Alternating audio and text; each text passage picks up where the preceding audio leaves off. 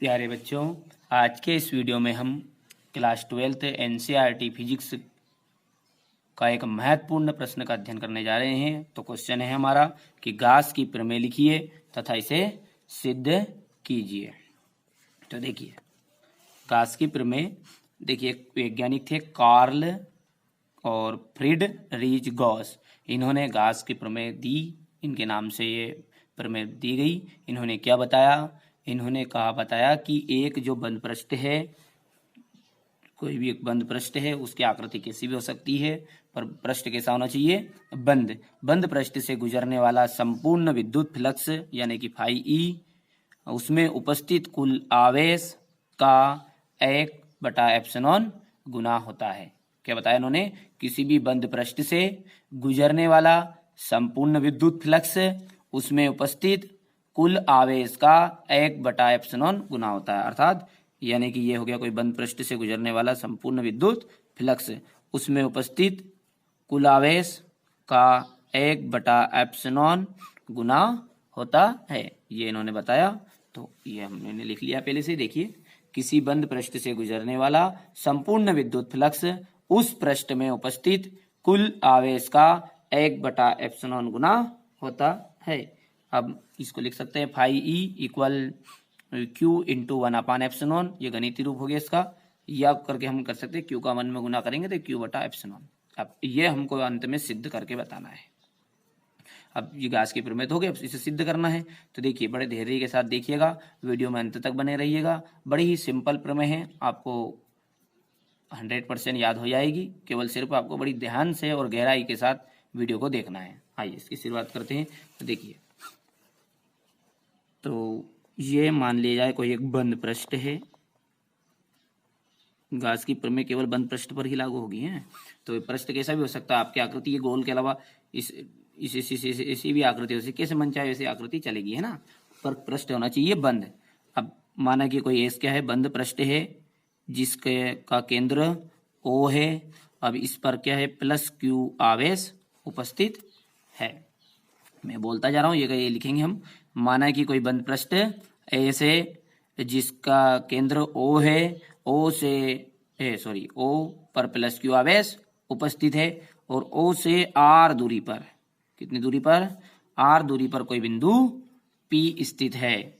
ये हो गया बिंदु P स्थित है। तो इस बिंदु पर पहले हम विद्युत क्षेत्र की तीव्रता निकालेंगे। तो विद्युत क्षेत्र की तीव्रता, चूंकि ये क्या है, +Q आवेश है, और धन आवेश के कारण विद्युत क्षेत्र की तीव्रता किधर रहती है? बाहर की ओर रहती है। ये हमने पहले सीख लिया है। ये हो गया बाहर की तरफ। समझ में आ रहा था क्या क्या बोला मैंने? फिर से रिपीट कर रहा हूं। माना कि कोई बंद पृष्ठ एस है जिसका केंद्र O है, जिस पर +Q आवेश उपस्थित है। किस पर? इस केंद्र पर +Q आवेश उपस्थित है। अब O से R दूरी पर कोई बिंदु P स्थित है। तो इस पर पहले विद्युत क्षेत्र की तीव्रता निकालेंगे। तो इस पर विद्युत क्षेत्र की तीव्रता कितनी निकलेगी, बताइए आप खुद ही। तो E बराबर, आपको पता ही है, ये तो हमने पिछली वीडियो में पहले निकाल लिया। अक्षी भी हमने इससे सीखी, निरक्षी भी। क्या सीखा? देखिए, 1/4πε इंटू Q/r²। ये क्या है? विद्युत क्षेत्र की तीव्रता का सूत्र है। सही में आ गया इतना? मैं फिर से रिपीट कर रहा हूं कि माना कि कोई एस बंद पृष्ठ है जिसका केंद्र O है, O जिस पर +Q आवेश उपस्थित है, O से R दूरी पर कोई बिंदु P स्थित है। अब बिंदु P पर विद्युत क्षेत्र की तीव्रता, तो इतना हो जाएगा। अब देखिए, इसको किस प्रकार लिखिएगा।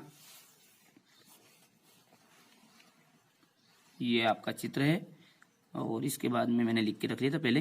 देखिए, समझ में आ गया आपको? देखिए, माना कि कोई बंद पृष्ठ से, ये गलती से मिस्टेक से रह गया था, आप इसको यहाँ सेट करना, जिस पर +Q आवेश उपस्थित है, जिसके केंद्र O से R दूरी पर कोई बिंदु P स्थित है। अब बिंदु P पर विद्युत क्षेत्र की तीव्रता, आप इसका पहले स्क्रीनशॉट ले लीजिए, फिर आगे बढ़ते हैं। देखिए, यहाँ से आप इसका स्क्रीनशॉट ले लीजिएगा। ये हो गया। इसके बाद में आपका ये स्क्रीनशॉट ले लीजिए। 1 मिनट रुकिए। हाँ, ये ई आ जाएगा, समझिएगा आप, दिख रहा है? हाँ, ले लिया स्क्रीनशॉट। अब इसके आगे देखते हैं। तो अब देखिए, हमको संपूर्ण विद्युत फ्लक्स ज्ञात करना है, और हमें फिजिक्स का रूल पता है कि एक अल्प ये पृष्ठ है, इस पृष्ठ से गुजरने वाला संपूर्ण विद्युत फ्लक्स चाहिए। तो मान लिया एक अल्प पृष्ठ और बना ले इससे, तो अल्प विद्युत फ्लक्स हो जाएगा, अल्प पृष्ठ से गुजरने वाला विद्युत फ्लक्स निकल जाएगा और उसके बाद में हम इसका समाकलन कर देंगे, उससे संपूर्ण विद्युत फ्लक्स निकल जाएगा। तो मान लिया जाए, हम मान के चल रहे हैं कि ये जो बिंदु P है इसको घेरे हुए एक यहाँ पर, क्लियर है, इसको आप पूरा भी कर सकते हैं इस प्रकार भी, पर केवल सिर्फ इतना भी कर देंगे तो भी चलेगा, है ना।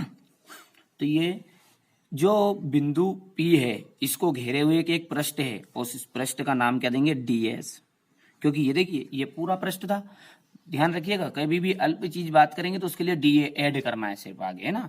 तो ये एस था तो DS, यदि फ्लक्स की बात करेंगे तो फाई ई है तो डी फाई ई बन जाएगा, क्योंकि जब यहाँ अल्प पृष्ठ है तो अल्प पृष्ठ से गुजरने वाला विद्युत फ्लक्स भी क्या बन जाएगा, डी फाई ई। तो देखिए ये अल्प पृष्ठ हमने बना दिया डी। अब इसकी जो भी दिशा है ना, ये दिशा भी किधर है, इस तरफ ही है। तो इस कंडीशन में दोनों के बीच में जो एंगल बनेगा, इसमें विद्युत क्षेत्र की तीव्रता ई और ये ds, इन दोनों के बीच में जो एंगल बनेगा वो 0 डिग्री का बनेगा। इस कारण से इसमें कोस थीटा का जो मान है वो 0 डिग्री लिखाएगा। समझ में आ गया। चलिए अब इसको आगे बढ़ाते हैं। तो कोई अल्प पृष्ठ P है, इससे गुजरने वाला विद्युत फ्लक्स E है, मैंने लिख लिया है। माना कि बिंदु P को घेरे हुए एक अल्प पृष्ठ है।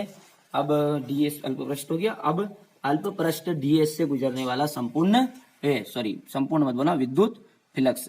अब विद्युत फ्लक्स क्या निकलेगा, देखिए फाई ई विद्युत फ्लक्स होता है, पर हम निकाल रहे हैं अल्प पृष्ठ से, तो अपना बन जाएगा डी फाई ई, और इसका सूत्र होता है E इंटू डी एस। इसको वेक्टर में भी लिख सकते हैं आप, चिन्ह सदिश रूप एक ही दिशा दर्शा रहे हैं। इसको जब आप खोलेंगे तो क्या बनेगा, d phi E d S cos theta. और मैंने चूंकि आपको बता दिया पहले ही कि थीटा का मान कितना रखेंगे, 0 रखेंगे। देखिए ये लाइन ऐसी भी जरूरत भी नहीं कि आप ये लाइन करना ही जरूरी है, यहाँ से भी आप कर सकते डायरेक्ट। अब देखिए d phi E is equal E d S, और कोस का कितना मान रखेंगे, थीटा का 0 डिग्री। अब जब 0 डिग्री होता है तो कोस 0 का मान होता है 1। तो इस कंडीशन में डी फाई ई का मान कितना बन जाएगा, ई डी एस। समझ में आ रहा है आपको ये, क्योंकि इसका मान हो जाएगा 1, तो इनका गुना होगा तो खत्म, कैंसिल हो गया।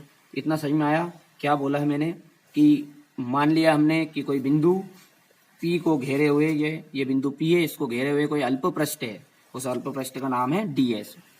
अब अल्प पृष्ठ ds से गुजरने वाला विद्युत flux phi E vector E dot vector ds। तो इसको जब हम हटाएंगे तो इस कंडीशन में ये कोस थीटा लग जाएगा, या फिर लाइन डायरेक्ट भी लिख सकते हैं आप, और डी फाई ई और ई एस कोस 0 आ जाएगा, 0 का मान हो गया 1। समझ में आ गया आपको इतना। अब इसके आगे जब करेंगे तो अब हम क्या करेंगे कि जो हमने अल्प विद्युत फ्लक्स निकाला है इसका समाकलन कर देंगे, उससे संपूर्ण विद्युत फ्लक्स निकल जाएगा। तो आप इसका पहले ये स्क्रीनशॉट ले लीजिएगा, क्लियर है। और अब आगे देखते हैं इसका।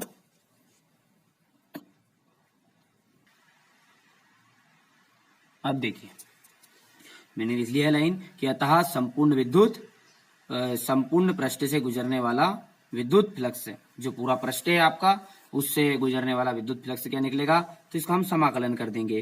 तो ये समाकलन कर दिया, और ये एस और ये जो गोल गोल दिख रहा है आपको, ये क्या दर्शा रहा है, ये दर्शा रहा है कि जो बंद पृष्ठ को दर्शाता है। ये जो आपका पृष्ठ है वो किसी तरह है, पूरा बंद पृष्ठ है, और ये संपूर्ण को दर्शाता है।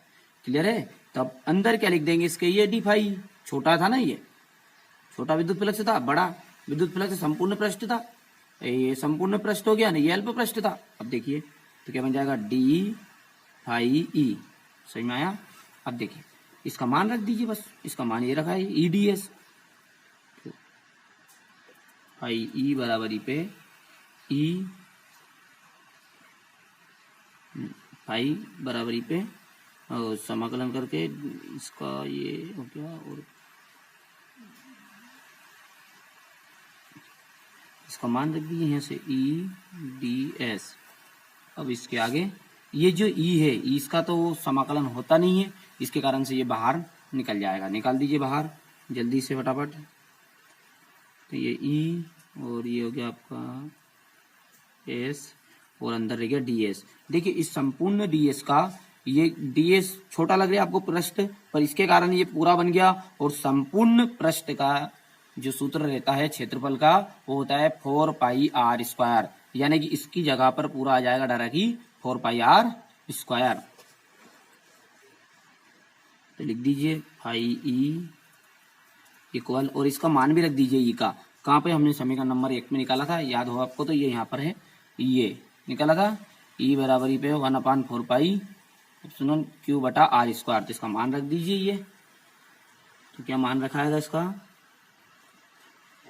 पाई ई इक्वल, ई का मान हो गया 1/4 पाई एप्सिलॉन इंटू क्यू बटा आर स्क्वायर। और इसका जो मान होता है संपूर्ण का, इसका होता है, इसको डायरेक्टली कर देना आप, इंटू करके 4 पाई आर स्क्वायर। क्लियर है, चूंकि करके यहाँ दर्शा दीजिएगा। एस बराबर पे डी एस का जो मान होगा वो 4 पाई आर स्क्वायर, संपूर्ण विद्युत संपूर्ण पृष्ठ का क्षेत्रफल। देखिए अब आंसर देखने से पहले ये 4 से 4 कैंसिल हो रहा है, पाई से पाई कैंसिल हो रहा है, आर स्क्वायर से आर स्क्वायर कैंसिल हो रहा है, बच्चा जो बद लिख दीजिए। बचा क्या ऊपर, देखिए क्यू, और नीचे क्या बचा है एप्सिलॉन। तो बस यही तो उत्तर आना चाहिए था, फाई ई इक्वल क्यू बटा एप्सिलॉन। और यही क्या है, गास की प्रमेय है। ये हमारी क्या हो गई, प्रूव्ड है, हो गई प्रूव्ड। अब देखिए आपको थोड़ा सा कंफ्यूज हो गए होंगे, तो मैं सिंपल भाषा में समझा देता हूँ। देखिए ये तो हमने मान लिया था कोई यहाँ पर बिंदु P पर क्या है, कोई ये अल्प पृष्ठ लिया था यहाँ पर, ये बिंदु P है, ये किसी अल्प पृष्ठ मान हमने लिया था ds से गिरा हुआ है, और इस ds की जो भी दिशा है नहीं, वो भी इस तरफ ही है, गिरा है। तो गिरने के बाद में इस पर हमने अल्प पृष्ठ से गुजरने वाला विद्युत फ्लक्स निकाला। ये तो थ्योरिकल लाइन आप पढ़ लेंगे एक दो बार। देखिए यहाँ से देखिए, ये ds हो गया, ये ds, और ये वेक्टर हटाया तो cos थीटा लग गया। cos थीटा का जो मान लिया था, थीटा का मान, क्योंकि चूंकि दिशाएं दोनों की एक तरफ, इसलिए 0 ले लिया। 0 का जो मान होता है वो 1 हो गया, खत्म, फिनिश, इतना समझ में आ गया। अब इसके आगे संपूर्ण विद्युत फ्लक्स जब निकाला, तो ये जो निकाला इसका समाकलन कर दिया। ये एस, और ये क्या दर्शा रहा है कि ये बंद पृष्ठ है, और समाकलन करने के बाद में इन दोनों का मान लिख दिया। तो मान यहाँ से लिखा, देखिए है। तो आप चाहे तो इसको समीकरण नंबर 2 भी लिख सकते हैं, नहीं भी चाहे तो नहीं लिखे, जब भी चलेगा, है ना। तो यहाँ से मान रख दिया, और हम जानते हैं कि ई का समाकलन नहीं होगा, इस कारण से इसको बाहर फेंक दिया ds। और ds का जो मान होता है वो होता है 4 पाई आर स्क्वायर, और ई का जो मान है वो तो हमें पता ही है, हमने समीकरण नंबर 1 में निकाला कि 1/4 pi epsilon q into r square. समझ में आ गया। अब 4 पाई से यहाँ पर 4 पाई कैंसिल हो रहा है, अलग अलग दर्शाना, क्योंकि यहाँ पर एप्सिलॉन भी है, और आर स्क्वायर से आर स्क्वायर कैंसिल हो गया, बचा क्या यहाँ से नीचे से एप्सिलॉन, ऊपर से क्यू, तो ये क्यू बटा एप्सिलॉन, ये हमारा उत्तर आ गया। सही में आ गया आपको। अब मैंने प्रयास किया छोटा सा, ये प्रूव्ड सिद्ध करने के लिए बोला था, इसलिए प्रूव्ड लिख दिया। अब इसको आप स्क्रीनशॉट ले लीजिएगा। देखिए मैं इस तरह यहाँ से कर रहा हूँ, ये आपका स्क्रीनशॉट ले लीजिए इसका पहले, और इसके बाद में आप, ये हो गया चित्र का सहित, क्लियर है। और इसके बाद में ये स्क्रीनशॉट ले लीजिए यहाँ का, और संपूर्ण विद्युत फ्लक्स के बाद में ये यहाँ तक का हो गया, क्लियर है। तो मैंने प्रयास किया आपको याद करवाने का। यदि वीडियो आपको समझ में नहीं आया है तो थोड़ा थोड़ा आप 1 या 2 बार देख लीजिएगा, अपने आप समझ में आ जाएगा।